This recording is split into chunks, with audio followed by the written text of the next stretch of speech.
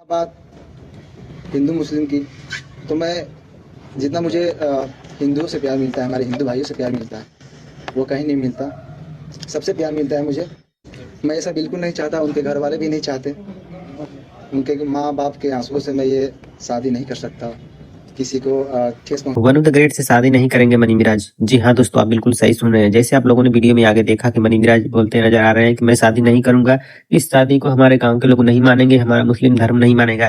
दोस्तों जैसे आप सभी को बताया, इस समय सोशल मीडिया पर मनी मिराज और वन ऑफ द ग्रेट का वीडियो बहुत ही तेजी से वायरल हो रहा है, जिसमें One of the Great Money Mirage से शादी करना चाहती है और यह बात हाई कोर्ट तक भी चला गया है, जिसमें मनी मिराज आगे वीडियो में बोले थे कि मेरा गांव इस शादी को नहीं मानेगा, मेरा धर्म नहीं मानेगा, मेरा मुस्लिम धर्म नहीं मानेगा और One of the great Hindu धर्म से है और हम मुस्लिम धर्म से है।